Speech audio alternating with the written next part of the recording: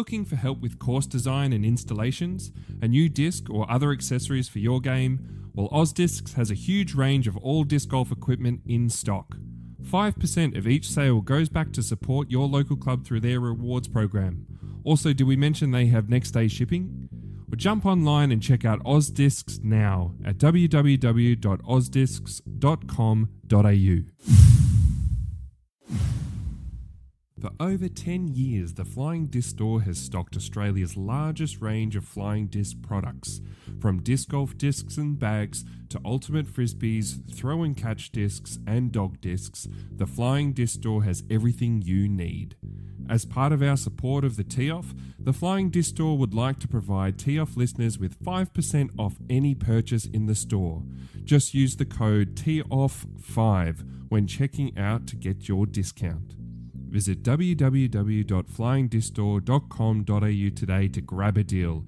And if you have any questions, be sure to contact their friendly staff.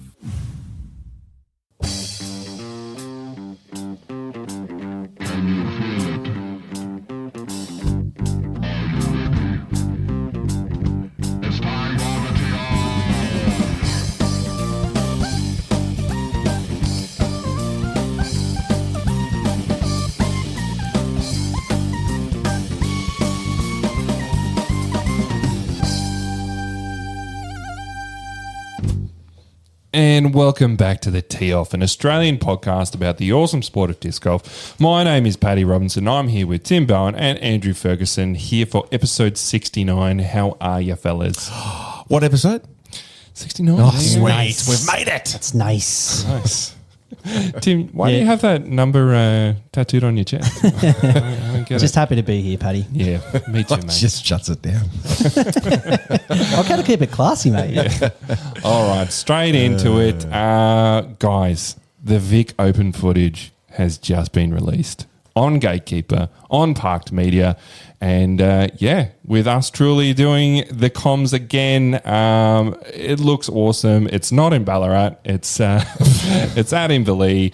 And it was a pleasure to commentate again on it, and it was good rewatching. It was good. There's some good shots out there. Yeah. And on our home deck in Inverleigh, it's just good watching, good viewing. Absolutely. And a Big good shout out to the variety of park. players. Like opening rounds got Chili, Alex Kinniston, Dill, and who's the fourth player? Someone very memorable is the fourth player. Very much worthwhile watching. Yep. Who is it? Oh, man. Dave Perry. Peaches. Yeah, Peaches.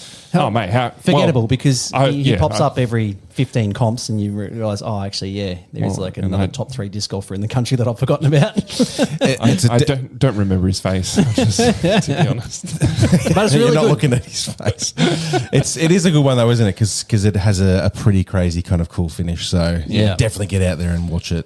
Yes. And I mean, the Parks boys, they're doing work. They've obviously been a little bit behind, and just all that editing, getting it all out. It's good stuff. I saw Kyle on the weekend. I said, "Is it nice to be able to actually play a comp?" He's like, "No, yeah."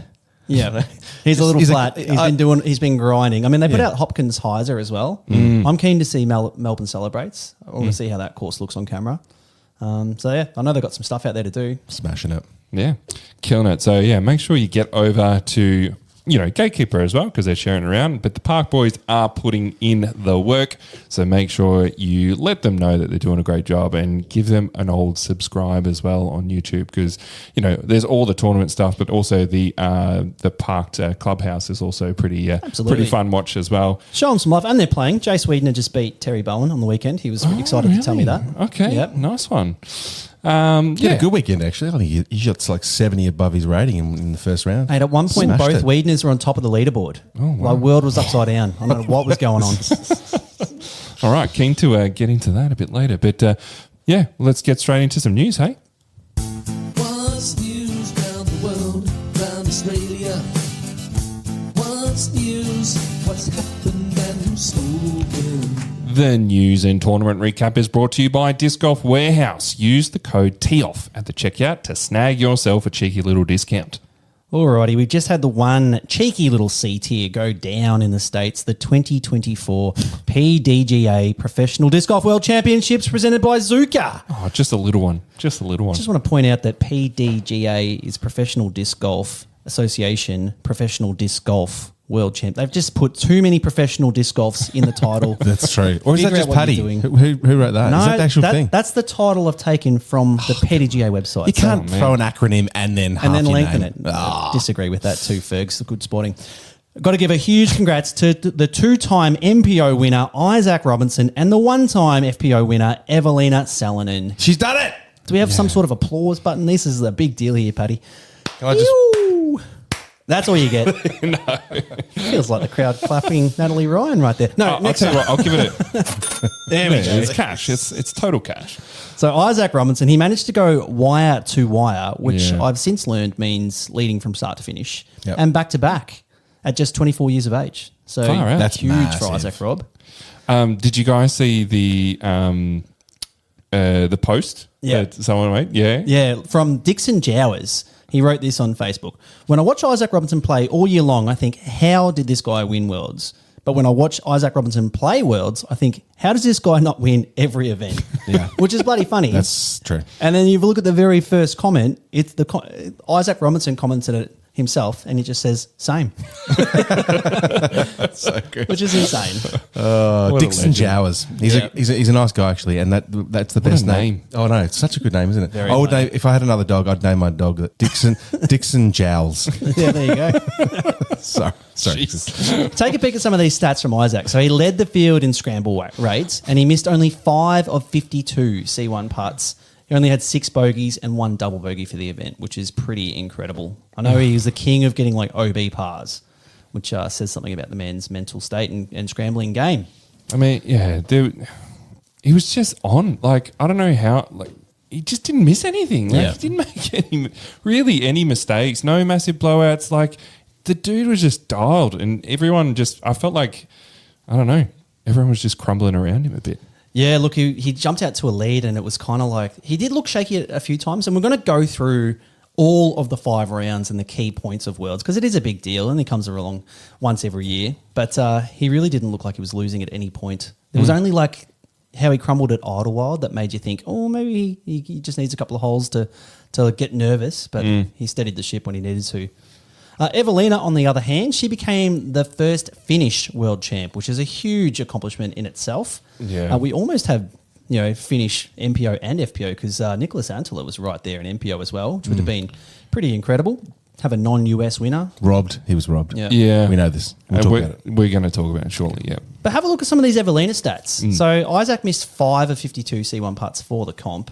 Evelina only putted at 63% C1X. She was actually ranked 69 out of 89 in the FPO field for putting. 69%, 63%. 63% C1X. Yep. That'll get you the world champs. And she still won, which is Well, like, you got to think, how did she win it? She was at the top of C1 in reg, top of C2 in reg, and top 2 for fairway hits. She was 1% off being top for all 3 categories. So just throwing the disc just in elite fashion. I think that the way the courses were designed as well really speaks to that. Like, I don't quite know how often she was OB. That doesn't look like it's a stat that's there. But, I mean, she was 14% bogey, which is the lowest of the field as well. So she was obviously keeping it very, very clean. And I got to admit, I've watched a little bit of it. Her putting was atrocious. It was scratchy, mate. It was scratchy. like particularly in that last terrible. round, like I think she even said it herself, like she didn't think she could win it. Yeah. She thought she was out of it. And it only took people crumbling around her for her to get a chance. Well, I was going to say, like, did she probably win it though? Like, or did Holland maybe just Lose cough it. it up? Yeah, bit of both. And Eight- Kristen I as was eight well. in the like, last round. Kristen just not being in top-notch form, Yeah. and she was nervous the whole comp. She played one round. Kristen Yeah. Tatar. Yeah. 10-22 rated, whatever, 3rd or 4th round. That was it. yeah. Alrighty, and as I said, being a big 5-round tourney, we're going to jump straight into each round, have a look at the key turning points and how it went down over in the States for your PDGA Worlds. So round 1 had Isaac Robinson and Anthony Barella jump out to the lead at 11 down, followed by Luke Taylor. He's like 18 on the scene. Had some real like Chad vibes from Luke Taylor with the backwards hat and like the flary sunnies. I don't know about that. He's going to have to work on his look. I'm getting Tristan Tanner vibes. Are you guys getting that? His posture was amazing. I'll give him that. Yeah. Yeah, man. I thought he had pecs, but he just was sticking his chest out. He was like full meerkatting the competition, I reckon. Meerkat. And Joey Buckets was at 9 down as well. So early lead for those guys. Isaac Robinson topped C1 reg. AB topped C2 reg. And a whopping 41 players putted at 100% C1. So it's good to see people stepping up when it matters the most. Insane. In round one, yeah. Yeah. Oh, that's that on the world. Awesome. 41 players putting at 100% is disgustingly good. It is so good. Yep. On the FPO side of things, Holland Hanley had a 10-34 10 down and Kat Mersch 10-13 7 down. Just insanely big rounds. And Kristen Tata 11 shots behind. Very, very slow start. She looks very nervous in that first round. It's funny. I saw a post from her and she was saying, I felt good all weekend. I slept well. I felt positive, all this kind of stuff. But it didn't translate to the course. Yeah, spot on. She Wanted maybe a just bit of expectation. Yeah, and rushing back from the injury, I think. Like she just needed. It's hard when you miss most of the season, I guess. She hasn't been, I don't know about you guys, but when I'm injured, I chill on the couch for a bit. Like I'm pretty slow. But she's been getting married. She's been like signing like big. She hasn't been like chilling out from the looks of things. Yeah. So yeah, bit interesting. But so in that first round, Holland hit 2 eagles and putted at 100%. And Kat Mersch, actually, she parked 5 holes. She had the highest parked percentage. So yeah, very good start from those guys. In round 2, we saw Adam Hammers get the course record at -10. But the big story was Isaac Robinson with a bogey-free 8 down that included 4 OB strokes. yeah, So missing fairways, getting the penalties, still staying bogey-free. No bogeys for the tourney to this point, and 6 OB strokes, which is incredible.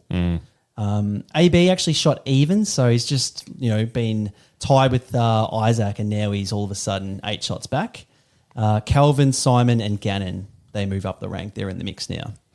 There was condensed scoring in FPO. No one was better than 5 down. Evelina started 6 back and finishes only 3 behind Holland. And KT is now tied in 10th place, 11 back and looking very, very shaky. I think that's where I was. If KT was going to get up, she goes from that 11 strokes back to like maybe 5. If she was in that ballpark, I was like, okay, it's on here. But I was pretty. I kind of by that point I thought, oh, there's something pretty serious going on. I don't think she's in this. Yeah. Yeah. I'm starting to think like she could pull back 4 or 5 shots per round, but it's like you want to kind of not have to do that if you don't have to. Yeah. Round 3, Nicholas Antela had the hot round to join the conversation. He's now 6 behind Isaac and 2 behind Joey Buckets, who's in second place. So good to see Joey Buckets, putting in a good showing after a really, really strong season. Eagle McMahon, a familiar name, he moves up 12 places to a tie for 7th. Gannon and AB out of contention after round 3, which is probably 2 of people's favourites going into the event. Yeah. Is it bad that I was happy to see Gannon just not in the mix? Is that a bad thing? No, I just feel like he's had enough this year. I just wanted someone else up the top. Yep. I got it. Did you guys see him throw a little bit of shade online at Eagle? No, I didn't see that. Fill me in. It was just like it could have been taken a little out of context, but you've posted it on socials. So he's out for dinner with some of the guys at a restaurant, and he's like, "Oh, can you imagine dropping a sponsorship with Discmania or with like a massive company, and then having a disc called the Wind Drag or something like that, like making it a subtle, like, and they all like crack up and blah, blah, blah. But obviously like it was a subtle jab at Eagle there, who hasn't really not even that subtle really. Like that's just straight up shit talking his disc and so I was a bit like, okay, like they're probably all, most of them are probably all just, we'd like to have a bit of a laugh here and a bit of a joke. But I thought that was interesting. The Cloudbreaker's a pretty sick name, and Gannon's just nabbed it. Like he hasn't come up with his own disc title. So I don't know. I still think the Rainmaker is the best putter name out That's there. a pretty sick name. I'm pretty happy with that one. But I don't know about you guys, but I was so stoked to see Eagle in mix, even though like he was in my picks. So yeah, I was super happy. You picked Eagle. Yeah, that's incredible. He's had a very, very shaky season. Yeah, but awesome to see him actually coming out. And yeah, absolutely. Like I saw it in a bit of a wrap-up post. He was talking about his mental game. I was about to bring that up. So he said he wasn't even checking scores the whole event. He was just playing, trying to get his confidence back and trying to, feel like himself again. Yeah. He said all the questions, every time he goes around to comps, everyone's asking him, how's the shoulder? How's the elbow? He said it's never been the elbow, so he doesn't know where that's come from.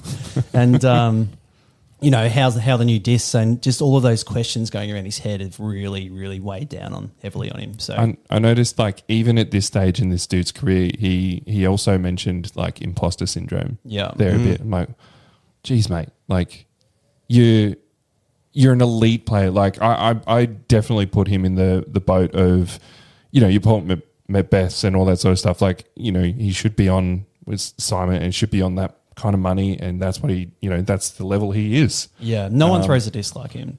And on that note, though, does he need to throw with so much angle? Like you never see Eagle throw a flat shot. It's always just like near vertical hyzer, forehand and backhand. Oh, I love it though. He's got the power to do that. Like it's way more accurate. I feel like it costs him sometimes, but it's interesting. He's getting only more hunched over and more vertical, kind of like Kevin Jones. They just contort their bodies to throw. Wonder if it's like the male Sarah Hokum's. Jeez. I wonder if it's like about like a lot of stability though in the disc, because I mean those dudes throw so hard so far. Yeah. I don't know what you're saying. Since he's gone to MVP, they're just not as stable, even as the Discmania discs were. And maybe I don't know. Compensating. It would be massive speculation, but maybe like. I know with like Latitude, there's a lot of you know, they've gone less. They've put out less production of those more overstable discs. Like those big high speed drivers are for more of the elite players, but there's so many new people that have been coming in. It's been like the Grace and all this sort of stuff. Yeah, like, you know. So I don't know. It's purely speculating here, but I just wonder if like I'd love to see him chuck a flat shot or just try. Like I'd love to see him. How far he could throw if he threw that, like, well, he did it that one time when he parked that 700-foot hole, where he threw like the Gannon Burr backhand flex over or like a Kelvin Heimberg flex over shot. Yeah. But it's just interesting. He's always throwing with so much hyzer, and I see him get it wrong. Quite a lot. I was literally just about to say as well. It'd be good to go back and watch him how he played in the woods, but I don't know if that footage is out there. Do you know what I mean? Like now that we're on this new sort of thing, like that where they're second, third, fourth cards weren't being filmed. Yeah. Like that doesn't exist anymore. Yeah, spot on. Anyway, we'll push on. So round 3 had some crazy stats for Evelina Salonen. She had 100% fairway hits, 78% C1 regulation, which is insane. Like normally good C1 reg is like mid-50s, 78% and 100% C2 reg. And then she putted at 63%. So it's just insane. Imagine if she was like a 75% putter, which is not even elite. Like that'd be so good. Should be walking it in. Yeah. Kat Mersch is 7 shots back, and of both players in third place. Evelina and Holland are now tied. So round 4, I've called this moving day, but is it moving day in a 5-rounder? I wasn't really sure. Don't know. Normally it's round 3 in a 4-rounder. Yeah, so, I think it's really both. There's like, 2 moving days. Yeah. 3 and 4. Well, whenever they move course, that's a moving day. Okay. Surely. I thought it was moving as in like you're moving up the leaderboard. No. Moving day comes from like actually when on a golf green where they move the pin, like move the cup location to the other side of the green and change it up. So it's not even relevant for disc golf. No, we don't do that. No, that's what I mean. Like, if you change your course, then you are changing the pin. But yeah, anyway. Sounds good. I always thought it was like that was the day to move up and down the leaderboard. Well, I like that about it though. Yeah, that it's like all right. Today is the day that I need to come out and fire. Yeah. I guess they did move back to Ivy, which they played for rounds 4 and 5.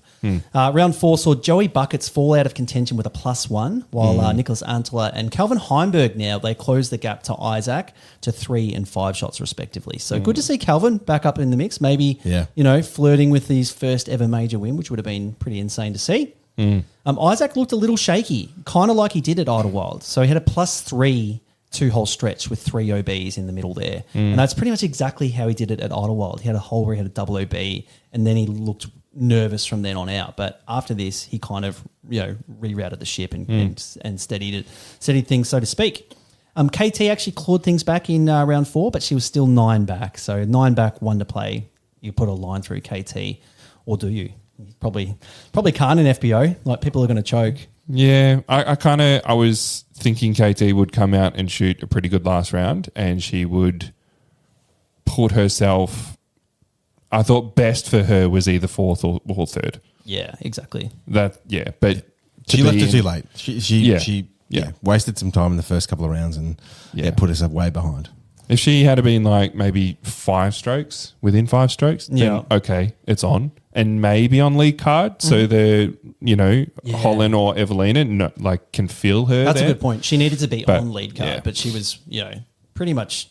Disc Golf Network showed a lot of her, but I'm sure Evelina and Holland are only thinking about themselves. Yeah. At the end of round 4, Holland was 1 shot in front of Evelina, so going into the final round in front. And you haven't sort of mentioned, but like Kat Merch still in the mix. Absolutely. Massively in the mix. I didn't realise she was so young, Kat Merch. I thought she was a little bit older, but probably because she was dating Nico. She's like 21. I didn't know she was Australian as well. Oh, someone said her mum's from Sydney. 50-50. Yeah. Makes so much sense. Like that's where the bogan comes from, eh? 100%. It's bogan wrapped up in like this American Southern accent. You've got the 2 most bogan places in the world and you've mixed it into one. It's just a perfect storm. You got to love it though. She's got a bit of sass. Yeah. Absolutely. Yeah. Love it.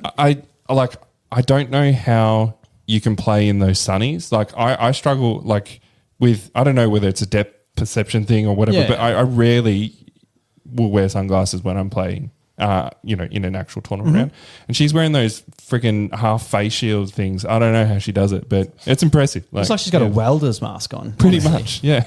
But who buys those things? Surely you're giving them. Where's your self-respect? Anyway. Round 5. So Isaac started very well in round 5. He started a little shaky on Ivy Hill earlier. So this was good to see him start well, and he was really in control, even though he had a couple of bad breaks, a few little low Bs here and there that were what I call shaftings. Can I just say one thing as well? Right, you're Isaac, you're going into that, and the 2 dudes behind you, Antilla and Heimberg. Is he that stressed about Nicholas? I think so, yeah. You reckon? Oh, absolutely. This is a really Nicholas course, to be honest. Yeah. He's got such control. And Heimberg as well. I mean, he's a finisher. I don't know, is he a finisher on the lead card? Don't know. Does the nerves get to him a little bit? I'm not too sure, but I don't know. I kind of feel like Nicholas does some, he's very consistent. He's kind of like a Nate Sexton to me. He can play really, really, really well, and he is elite. But does he have that Paul Macbeth kind of on the lead card? Right, I will chase you and I will hunt you, and I'm coming, for you. I don't know. Yeah. It's probably hard to be scared of him when he looks about 5 years old. That might have an impact on it as well. What about Luke Taylor? Yeah, no. Yeah. He's just like a little Jack Russell nipping at him. Yeah. That's a very See Luke Taylor go Russell. For the nose up and hyzer putts uphill. Yeah. That's so impressive. Who takes that line? Yeah. Everyone's hyzer in that bad boy and hoping to fade it in. He nose up I love it. Chuffs it up the hill and hits it. Also, that dude has so much power for literally not doing much at all. It goes so far. Yeah. Super cool. Anyway, Jack Russell. Sorry, I digress. I'm pretty happy he didn't win, to be honest. The look of him was off-putting to my eyes. Taylor. Yeah, I got some Kenny Power vibes. That's right. So I was trying to think who he's like a Christian Kenny Power. He had the big cross on his. I saw some footage of him winning the Junior Worlds. Was it a couple of years ago? He looked older. He looked older then. Actually, we were, me and my wife were watching it, and I was like, I just made comments like, he's got his mum on the bag. That's really nice. And then goes, is that because he's under 18 and he's like, he needs a guardian there? Oh, true. Wasn't it his girlfriend? I thought it was his girlfriend. No, his mum. Okay, I'm on. Yeah. When the commentator said that, I was thinking, please be his girlfriend. He just said that. I thought it was his girlfriend. Oh my God. It's kind of like Isaac's dad on the bag. You're like, they could be 3 years different in age. His mum's only 28. So. Okay. No, that's kidding. She wouldn't Let's get back into business. Hole 14 was really the turning point. Yeah. So Ansela looked like he was bringing the lead down to 2. He was 3 shots back, but Ansela hit a nasty birdie putt that just dirtily spat out. Like the spit out. Hole 14 was a controversial hole. Like people were just, and we'll talk about it a little bit later, but people hated their basket placement on that hole. It was on a very, very steep slope with all sorts of jagged rocks causing rollaways and just wreaking havoc. Ansela got a nasty spit out from a huge putt, and it's rolled into bogey town. So unfortunately, Isaac got off the hook there because his upshot wasn't great either, but it happened to sit, and all of a sudden he's got 4 shots with only 4 holes to play, and it was just cruise control from that point on. Yeah, that was trash. That was one of the worst things I've ever watched. Yeah, it's pretty hard to watch. FPO though, round 5, an absolute roller coaster. And for Holland, it was one of those coasters that slowly goes up for 4 rounds and then just nosedives down at super speed. She had 6 penalty strokes in the first 7 holes and completely capitulated. She ended up with 14 penalty strokes for round 5 and 8 over par, which dropped her down to 4th place. Absolutely devastating for Holland. I don't know. She's also still pretty young in this sport, and I think she's going to learn quite a few things from this. I think it's her fifth year competing. Yeah. But she's had a lot of experience in the choking stakes. She just, the final round, Holland, I think there was like a stat, I haven't got the exact figures, but she basically averages 50 rating points, or at least 50 rating points less in the last round of tourneys as opposed to the first 3 rounds in the 4 rounders. That's an interesting stat. Which is just crazy. You want to be flipping that stat. So hopefully she's got every time I hear her speak though, she's like, she seems in control and she seems very professional. I think she can turn it around, but she's done it a lot now. So you'd like to think that she's reaching out for some professional help to try and get the mental game down pat. Maybe she should listen to the tee off and listen to our mental game segment. If you want me to bring back the mental game segment, please. Funny that hasn't slid in our DMs to bring back. Yeah, no one wants it back. I don't know why. Just look up Holland. Yeah. I feel sorry for her though. She's going to really, she had such a good chance to win Worlds. She's going to be feeling that one for a long time. Yeah. Evelina also had a slow start. So she had 5 OBs on the front 9, and we actually saw Kat Mersch take the lead, which no one would have tipped Kat Mersch. Nico wouldn't have tipped Kat Mersch. Tipped or tapped? Sorry. Definitely the former. Kat Mersch took the lead, and it was kind of coming down to the wire, but a turkey of birdies from holes 13 to 15 locked it up, and Evelina ended up winning by 2. And because of Holland's meltdown, Kristen Tatar actually snuck onto the podium. So 3rd place for Kristen, which I didn't know was going to be. Holland and Natalie Ryan as well had a bit of a shocker too. Yeah. All right. Let's just, because both the FPO and MPO, I feel like the big swings were hole 14. So let's talk about it. Let's talk about hole 14. So first of all, what do you guys think of the courses in general? So what are your thoughts? General thoughts on the courses? What I would like to see with Worlds, and I don't know if it's so much with the professional side of things, because I guess it's kind of tricky, but I liked that one course was wooded, one course was open, but I still kind of feel like it was leaning a little bit more towards like your big bomber throwers. They brought in a lot of man-made OB, and it definitely felt like some of those holes at Ivy Hill were just a little bit, that gimmicky, like the hail bale one, hay bale one, where they're basically just throwing, and there's hazard all behind, and I don't know. The elevation and stuff was super cool. I liked seeing that, but I think all the artificial OB. Like, I feel like on those big golf courses, and Portland's probably the best one, I reckon. Portland Open is sick. Yeah. But you see a lot of shot variety. You see a lot of rollers and that sort of stuff. Yeah, big annies. You don't see any of that here. It was just hyzers, and there was a little bit of Tassie where they're like, I'm going to roll away. It's just, I'm not trying to land my disc flat or trying to play for the angle. I'm just going to pivot there, and if it rolls, and if it doesn't, it doesn't. You don't want that kind of luck, do you? Yeah. Like, in the game, I suppose. But what else do you do when you've got an area where there's some pretty steep hills? And the other thing I didn't really like was all of the man-made OB was marked with those stakes, which is visually, that's the best way to do it. You can see the OB from a while back.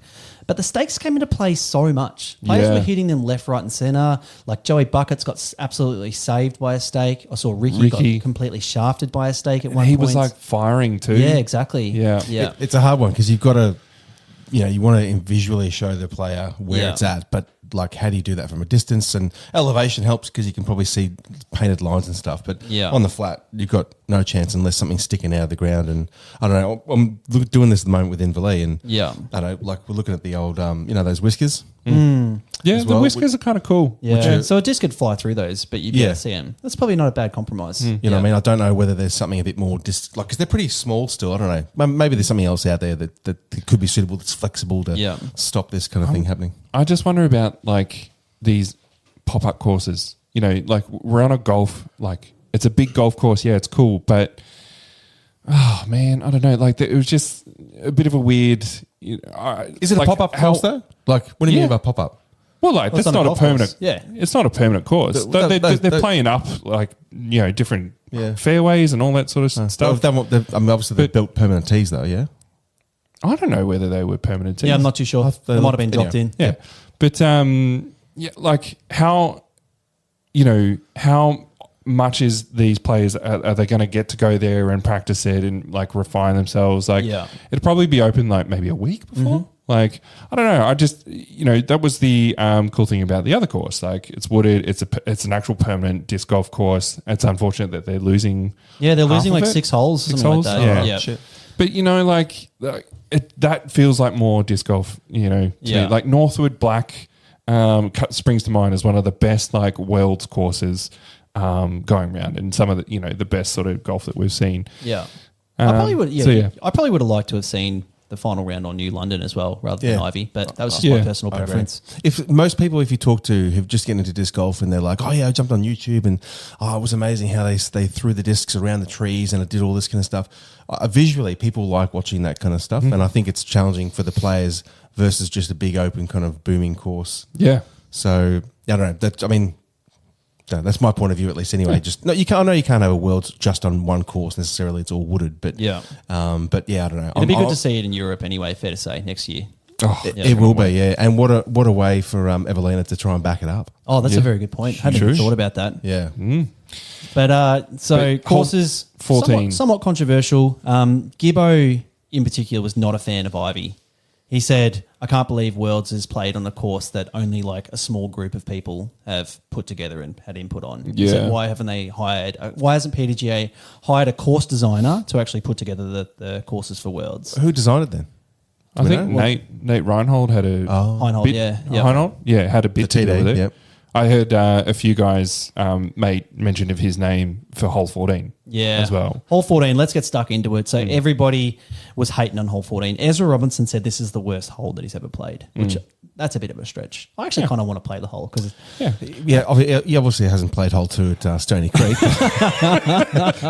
Oh boy, don't start. The DMs are going to blow up, Fergs. I designed the fucking thing, so it's fine. It's totally fine. But hole 14, so it was a par 4, relatively easy shot off the box, like hyzers are out into the open. Quite long, and you couldn't land your disc on that slope. It was too vertical, and it was just a bit of chop suey. Like there was rocks everywhere. It was like this rock staircase that was just causing rollaways and just absolute havoc. People were really playing it, to try and have like a 20-meter putt up the hill, just land on the flat, which is what Antler did perfectly in the last round and got cooked for it. But I don't know. What do you guys think of hole 14? I saw Simon get a absolutely gross roll away as well. Not as bad as Antler's. I think Proctor's was the worst. Proctor had like a 3-meter tap in. Didn't even hit it hard. Like Proctor's pretty smart when it comes to putting in the basket. He knows the sweet spots. But just straight off the pole, straight back out from 3 meters, and it rolled about where Antlers went to, but also OB. So just absolutely miserable. There was a few off the pole. Maybe it's something to do with the fact that you're putting up at the basket more. I don't know. Does it change the angle? There's less chains before it hits the pole. I don't know. But like Antilles, Nicholas Antilles, he hit a little bit high, but it was a little high, but you'd like to see that catch. Oh yeah. I mean, you could have. The rocks were trash. Like that's already with the sheer elevation of it. You have all those rocks there. That's going to cause some weird kicks, and that's where you get the rollaways. Maybe you put like a whole heap of not dirt, but like mulch or something on it. You could build a small little retaining wall, like just 2 meters, something like that. Flat. I don't know, but it just wasn't it wasn't fun to watch, and it from all accounts, it wasn't fun to play. So. Yeah, don't know. I always think it'd be better. Oh, sorry. Keep going. I was just going to... The fact that it's basically it maybe didn't come down to exactly that hole, but Nicholas was, he had a few opportunities to get strokes back, but that solidified Isaac's win. That basically solidified Evelina. It was a bit close with her, but she played it. She got lucky and she hit the birdie. Yeah. That gave her the lead. So it's, at hole 14, you've basically gifted the winners. It ended the drama, didn't it? Yeah. That was a real shame. And like mentally for those guys as well. Like Holland was just done after that. Yeah. She's destroyed. And to be honest, Nicholas as well. Like how do you after having a spit out like that in a roll away, how do you think, I'm still going to win this tournament? Yeah. Nah, there's no way. He's got a bit of a mental thing about hole 14s now, because that's what happened at Winthrop Gold. He said it was the same hole. It was hole 14 that got him, so he was a bit sad. Yeah. But sorry, and what were you going to say, Tim? I was going to say, like, what could you do to make it better? Like, you could either cut a shelf out of the hill so there's like a landing zone around the basket. Yeah. I thought maybe just like clear the rocks. I don't mind having the basket on a very steep slope, because it kind of becomes like a death putt. You know, if you miss it or hit the metal or anything, it's going to roll away. Maybe if it was just like a more consistent roll away, because the people that got lucky from hitting the right rock and landing on the right angle, you know, they weren't exhibiting any skill. They were just getting lucky.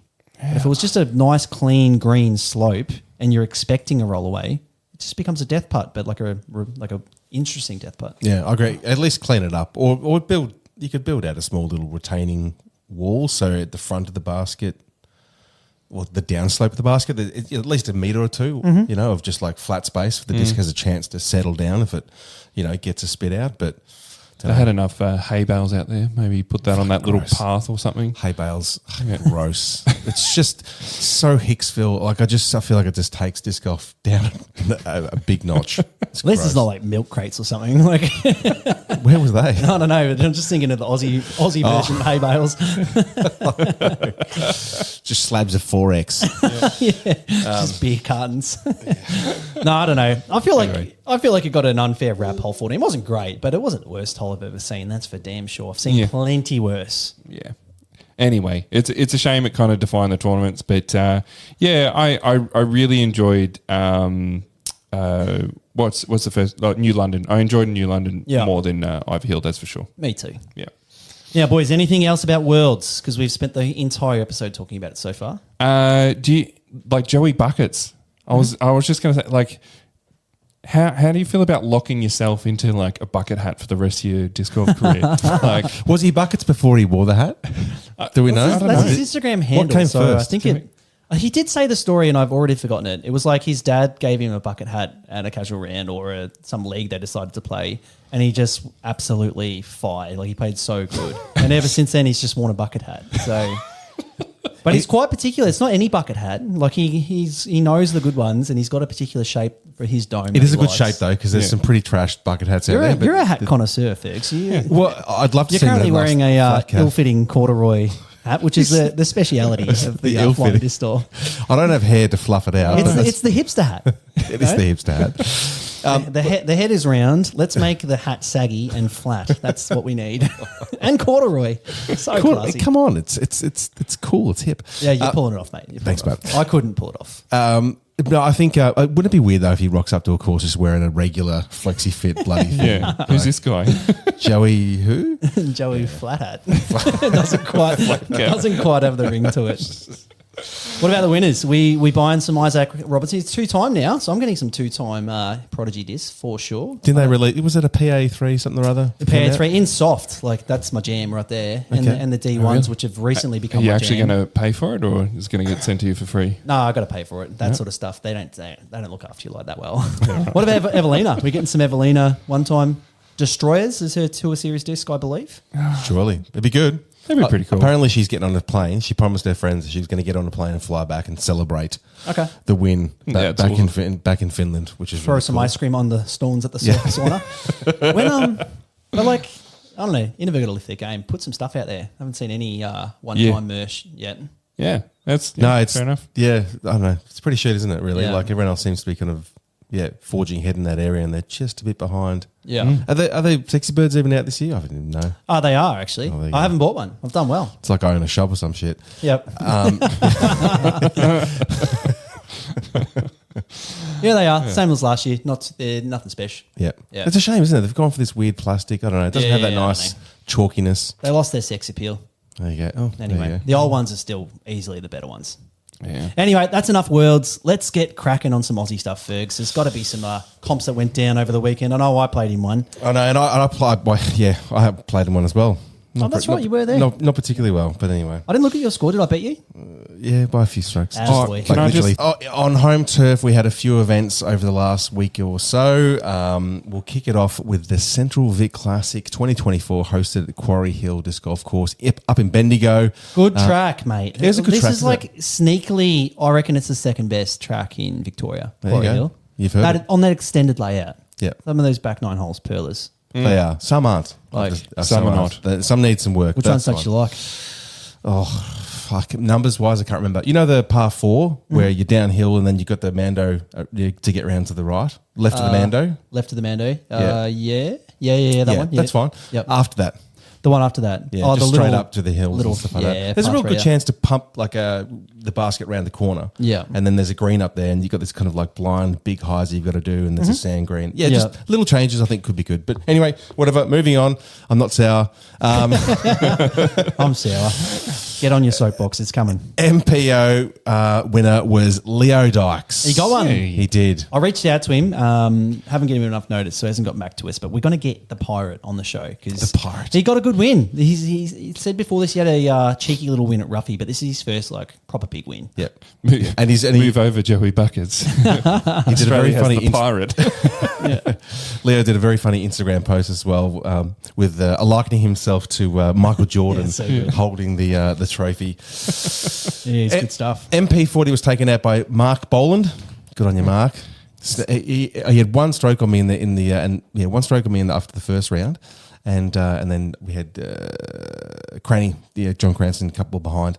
But Mark Boland. Actually, I've never played with Mark before. It was really good, and he's got some sneaky distance. Yeah, actually. I saw it. Didn't he get like a CTP or whatever? Like, he birdied the hole with the Mando, the early par 4. That's big shots. Big shots, Yeah. and it was good to play with him. Good putting and just solid up shots, and he totally deserved the win. So congrats, Mark.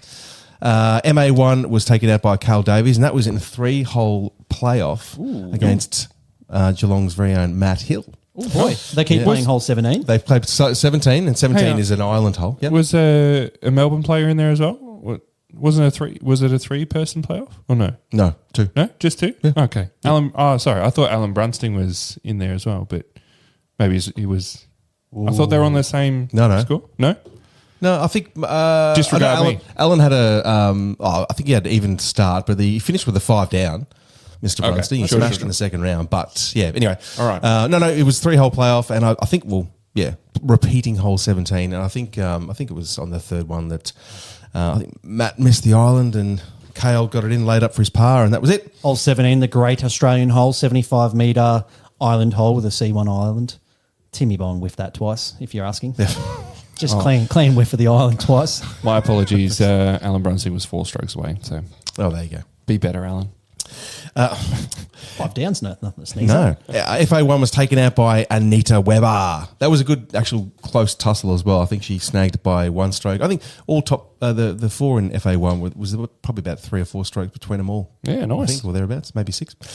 MA40 was taken out by Taz Anderson from Melbourne on your Taz. Yes. Had a good win. Played 7-shot win. That's huge from Taz. massive, yeah. I think he shot good, 9 kind of 40s, 50s rounds. So, I love maybe Taz. 30s. He's either going to shoot 20 over or, win. Yeah, and he did that. MA50 was taken out by Carey Edwards, who had a very solid win. I think it was about 11 strokes. There you go. Yep. Returned to play. Like he's been out. Injured. Had surgery, injured. So good to see Carey back throwing again. Absolutely. MA2 was taken out by Pen Liu on your pen. Stat Pendo.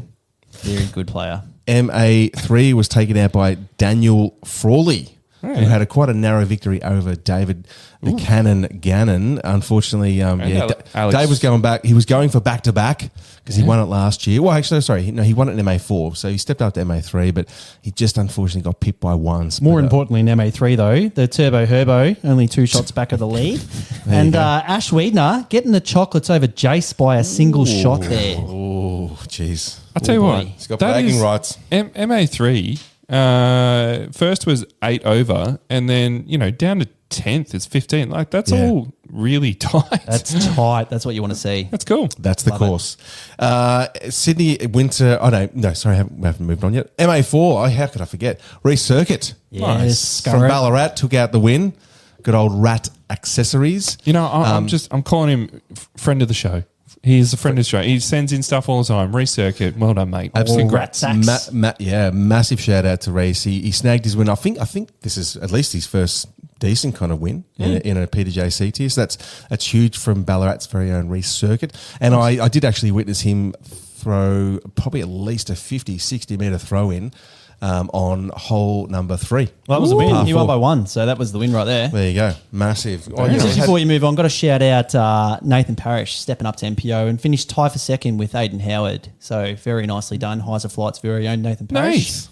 That's awesome, man, because I know that he's been playing MPO for a little bit and he's maybe not got the results that he's wanted, but that's a huge finish for him. Yeah, good on him. very I good got stuff. to play with Nathan in the first round and he's such a gentleman, isn't he? Oh, yeah. Such a nice guy. Yeah. All right, moving on to the Sydney Winter Ambush 2024 presented by Disc Golf Warehouse. That was hosted up in North Ryde. Taking out MPO division was Leith Brodie. Nice, Leith. Ooh, Leith. Yeah. I think he opened up with a pretty stellar first round, a 10.26 rated round. It was pretty tight in the end. I think he just snagged the win by a few strokes. But 3 in front of Jeremy Carruthers and 4 in front of Dan Frost. So good shooting, Leith, on you for the win. We had in MP40, we had Matt Wallace. MA1 was Liam Brunelli Brondex. There's an X in it, mate. You're trying to make it all French. Isn't it you say I don't know. Sorry, I've brutalised your name, Liam. And in FA1 was taken out by Kirsten Murray. Yes. Now, Aussie team. Yeah, just tap on Kirsten's name there. Yes. Just for a second, if you like. Her name seems to pop up all the time, and I just had a quick look. And 2024, she's just come first or second in everything.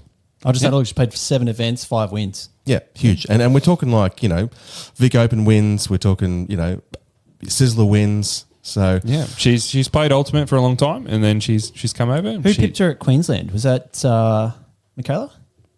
Might have been. But yeah, she's very lovely. Leah Manning got her at Queensland. And playing some good golf. absolutely. Nice. Put your goddamn phone on silent. It was, and then That's strokes in the game. it was vibrate, and then I accidentally turned it on. All right, MA40 was taken out by Peter Hellier, former Geelongian. Yes, nice, Pete. Yeah, FA40 was taken out by Carol Hartley. MA50 Roland Cascula. MA2 Earl Osborne. FA2 Amy Ellis. MA3 Jeff Helbrin.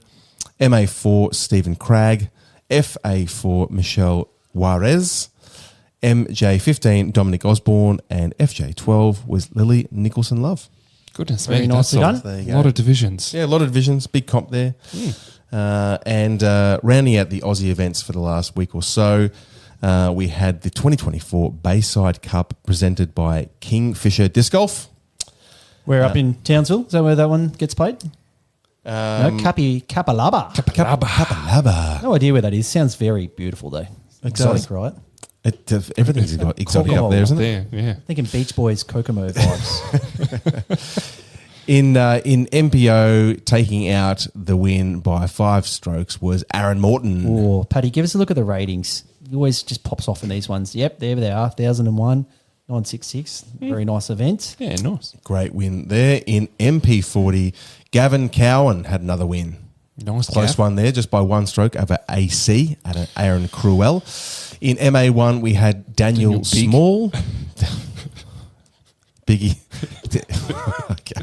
We can't make up names for people. And Camille Abratansky. I don't know where that guy... Does he have a house? He just seems to be in every state all the time. It's his van, isn't it? I mean, he's everywhere. Absolutely. Impressive. Loves his disc golf. All beans. In MA40, we had Mitch Graham.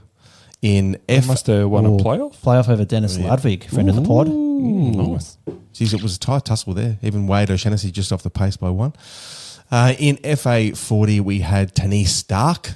In MA50, it was Brendan Derlew. MA2 was Luke Robinson. Good name. Another playoff. In another playoff. Archer Shaw. Good. Young fella. Yeah, stepping up. There you go. In FA2, it was taken out by Sarah Freeb. MA3 was Dale McFarlane. MA4, Nathan O'Neill snagged the win there. And in FA4, Ash Dooley. Whilst in MJ15, Joe Paul. Shout out, Joey. Well done. Absolutely. Neg 4 just snagged a 19-stroke win. Pretty handy. 19. His rating's 909 now. Good on you, mate. He'll be going up a couple of rounds above that. What have we got up next, Fergs? Cedar Creek Crush in New South Wales. Ben Kennedy's at the helm for that one, running that event. And we also have the 2024 Inverleigh Disc Golf Open, hosted down our way at the Inverleigh Disc Golf Course. It's a semi-big one. It's a sold-out event, I believe. No, not quite. Not quite? No. Still room. Get in. Maybe. You're not See playing, you Buddy?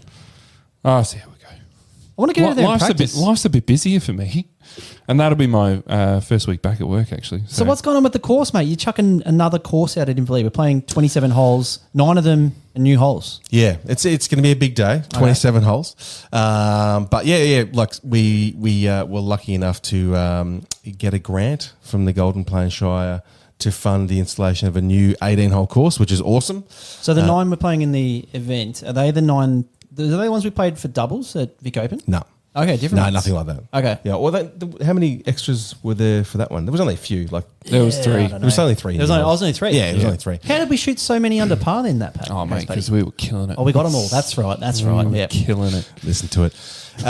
Yeah, so it's there's going to be there's a draft kind of 18-hole layout. Yeah. The 9 additional holes will basically be kind of from hole 9 through to 17 From 9 to 17. of the new layout. So you'll kind of you'll play the hole. You'll play the hole number 4, and then from hole 4 gold, you'll break off and then go and play the new 9 holes? the 9 holes out the back, and then you'll resume back on at hole 5. I got to see some of them the other day with the Hart boys. They did mention that you had a little look around and stuff like that. So Not what I was expecting from the day, but it was good to get out and have a look. It was rather windy, so windy at the moment. Yeah. I want to get out there and have a throw, but it's just crazy. yeah. But there's a few par 5s in there. It's not one. Oh, I thought we played 2. No. It was never going to be a par 5. Okay. Not really. It didn't really kind of have the legs for it, but Yeah. We've decided to kind of go and concrete the baskets in as this layout is at the moment. But the tees will be temporary, and we'll tweak a few things and stuff like that here and there, and move things around as required. We'll see how it plays after the Inverleigh Open and things like that. So I think it'll be a little bit different, the area, to what people expect or know of the actual Inverleigh or what's in the ground at the moment. It is a bit flatter, a bit more open out there. It is, and there's not even any sort of acacia to kind of seal off fairways and just visually block things. It's all a bit more open and stuff. But there's a few more Mandos, so I know Tim's happy about that. You beauty. Love a Mando. But not too many. Only just very ones to keep things a little bit tighter, but nothing too crazy. Anyway, Who doesn't love playing new holes on cool courses? that's right. It'll be cool. It'll be cool. 36-hole complex at Inverleigh, so there you go. Nice. Anyway, that wraps up the Aussie Tour stuff. Very Lovely. nice. All right, next up, I think we're going to get Leo Dykes on the phone. Timmy, you've had a message since we started recording. He's free. He's free. Let's get him on. All right. We just called to have a chin wag. We just called to have a chat with friends.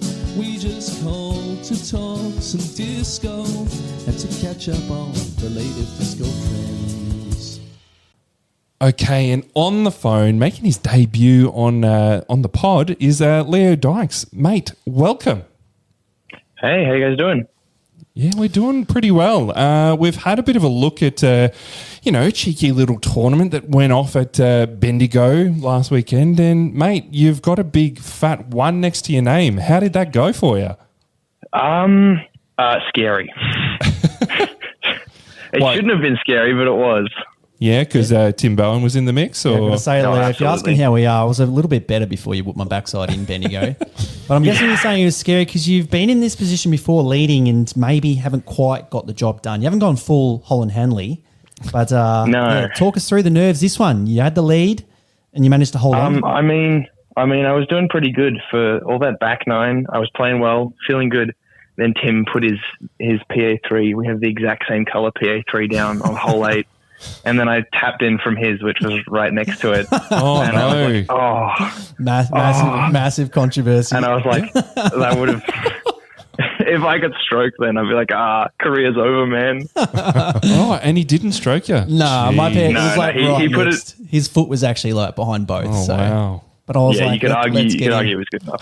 Hang on a second. I would have stroked Let's go him back here so for a second. hard. Let's go back here. I think Aiden wants to hear a little bit more about this. Who only just narrowly got pipped. He won by 4, and Aiden Quadzilla Howard never in contention. Yeah. The main danger was your good mate, big fella Ryan Deere. Surely you'd be worried about losing to Deere. Yeah, I was not checking scores for most of the event, and yeah, when I did check scores, I was like, oh, he's actually kind of close.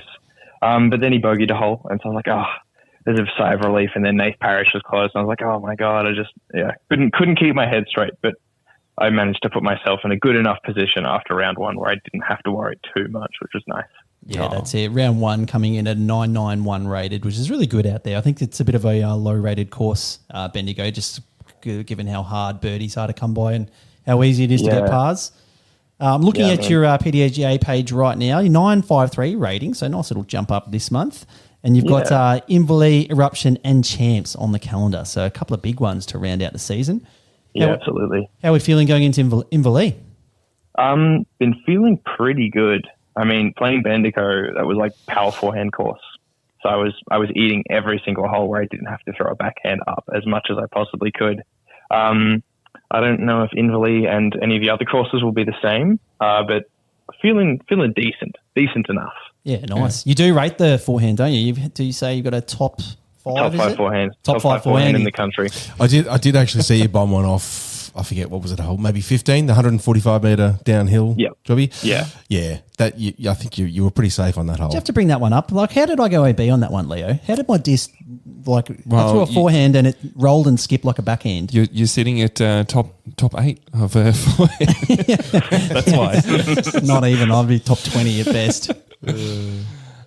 So you can decide top 5 yourselves. Well, Leo, you've mentioned that the forehand's a strong part of your game, but what else did you sort of feel over the weekend really contributed to the win? I've been very tired of like missing putts just by undercommitting, and like I've in the past I'm like, oh, you just have to commit to your putts, and I'd tell myself that, and then I wouldn't do it. But then like leading up to this, I've just been playing like social days with so much anger in my system where I'm like, I'm just putting everything hard. And so I started putting everything hard, and I 3-putted more, but it worked. I started making more putts, and that's what I did this weekend. Yeah. And I only 3-putted once.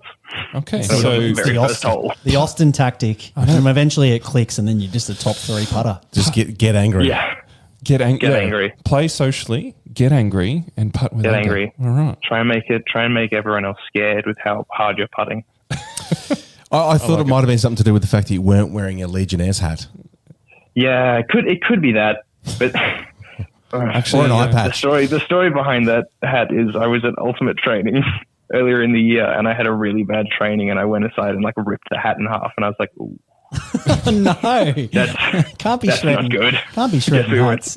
We won't see that one again. I'm getting a good insight into Leo now. This is good. He's such a nice guy, but then such a ruthless killer. I know. Mental game, weakest part of my game, absolutely. Well, we kind of mentioned before about Joey Buckets, but maybe we need Legionnaire Leo. Oh, yeah, Leo Janez. Mate, I need a little partner with Jomez. Get that Jomez Legionnaire's hat. Oh, that'd be sick. I need a little bit more insight, Leo. So we were doing the Sizzler commentary, and we had no idea it was coming, but you busted out the pirate eye patch. Can you talk us through what on earth went down there? Because it caught us all by surprise. No one gave us a heads up, so thanks for that, Parks boys.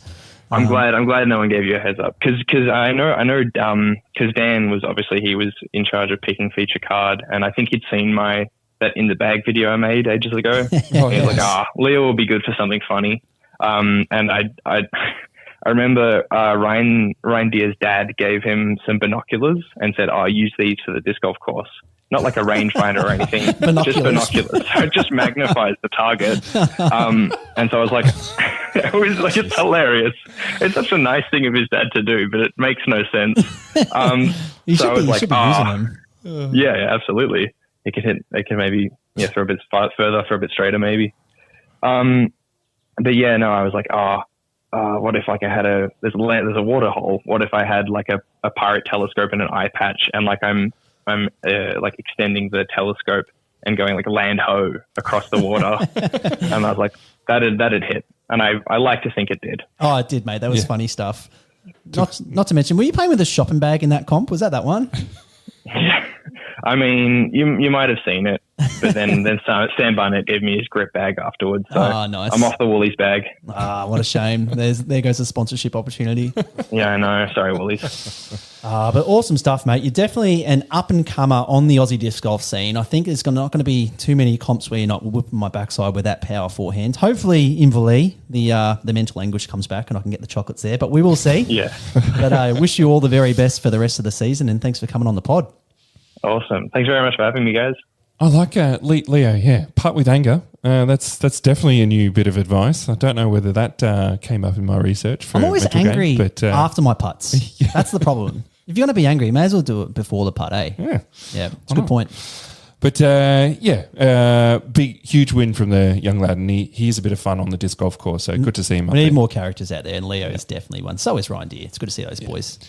All right. Now, we did have a question come in a couple of episodes ago, but we just haven't been able to get to it. So, apologies, Reese. But Slack, mate. Yeah, We're sorry. We're massively slack. But Reese Shelley-Jones has sent in a pearl of a question, so Yes. run us through what he's asked here, Paddy. So, he just wanted to discuss like different versions of, some golf, different games of golf. Some variants of disc golf. Yeah. So he's gone how they can be translated over to disc golf. So we've got mini golf, putt, driving range, top golf, indoor golf simulators / X golf. Yeah. What are the disc golf versions of these? Yeah. So mini golf and putt, that's pretty easy. We've got mini disc golf baskets, and at a couple of big events we've played mini disc golf courses. So we're playing like the mini basket with the minis. Yeah. I just feel like that's not very fun. Yeah. Yeah. I know Blake Houston's got the whole set up with the flight numbers, and he's got a whole course mapped out with the mini baskets. I haven't played it. That probably would be fun. But I feel like maybe the medium-sized disc would be better instead of the minis. I think it's the environment. I think it's the environment that needs to change to make it fun. Because you think about people go and play mini golf, but they don't like golf. No, but they'll go and do it because they're having a beer. And there's like lights and kind of cool stuff going on. What's that place up in Melbourne again? Holy moly. Holy moly, yeah. You know what I mean? You've got all this kind of and shit random going on. slopes and random stuff. Yeah, that'd be cool. Maybe if you could incorporate disc golf into that and make it like that, then it's just not even about mini golf. It's disc golf. Could it be in a warehouse? Like I saw, what was it? Like the MVP boys were doing those videos. Oh, it was like Gossage and Ezra, wasn't it? Where they were throwing in a warehouse and stuff like that through doors and doorways and hallways. Yeah, like, what do you call it? Urban, Yeah, urban golf. Yeah. That'd be cool. Something like that. Yeah, so definitely the environment needs to change for it to kind of work. And that probably applies for a couple of these things. But I think it could, glow discs or, I think playing this with a mini, like there's the Innova mini drivers, they work really well for it, but the other minis don't. Like they're not as good. So to make it really good, I would like to see like a mini sized, but like an actual proper like driver shape and stuff, and maybe a couple of different versions of that could be cool to it. I do think I do think again though it's not your disc golfer who's going to like this. This is just punters who want to go and do it with their mates and have a couple of drinks or something like that. Yeah. Have you seen have you seen those little mini discs which have a little contraption which it slots into and then you squeeze it and it shoots out? Yeah. Something like that as well. Just because everyone then has got good accuracy and it's flying well. Yeah. Anyway, I think maybe top golf is something that could translate well to disc golf. Yeah. So just like being on a nice big elevated pad, having some beers, and then just trying to like land your disc in these big targets would be cool. That could be fun. 100%. Yeah. Actually, putt as well. I've played like an indoor putting course in the States. I got to do full size baskets or full size baskets. Yeah, and it was like built in a warehouse, and there were like they'd have like poles, and it was all like wooden and that sort of stuff, and they had different obstacles that they created, and you had to you were just putting. Like it was anywhere from like 8 to 20, 30 meter hole, like, putts and that sort of stuff. It was pretty fun. Yeah. Yep. I almost think like it'd be better because if you want non-disc golfers or like the general public, they suck at putting. Like you get them to have like a 5 meter putt. It's going to go 5 meters in the air. Like they're just going to go nose up. So you almost need to make like the target like 3 times the size or something and have them throw something hard at it. Well, I don't know. That's why this Top Golf kind of thing could work, because then it's just like you're thrown towards the AFL footy goals, or whatever, or like a bigger target on the ground or something like that. Yeah. But even still, it's still.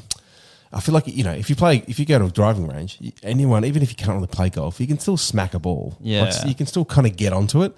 But in disc golf, you're not going to get that flashy, kind of like big drive straight away. Yep. So, and at the same time, all of the things that we've just spoken about are not as fun as just playing disc golf. Yeah. It's so much easier just to go out and have a throw and play the sport. I'll tell you, the coolest thing that I'd love to see with like the driving range in Top Golf, when you go to them and it's got the shot tracker, like, and you see how far it goes, all that stuff.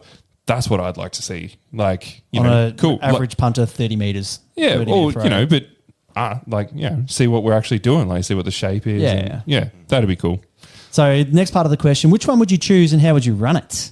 And he's also asked, could any be successful here in Australia? I think the answer to that is no. A no. Look, I think the mini golf side of it sounds really fun, and you could have a lot of fun with that, and it'd be accessible to a lot of people.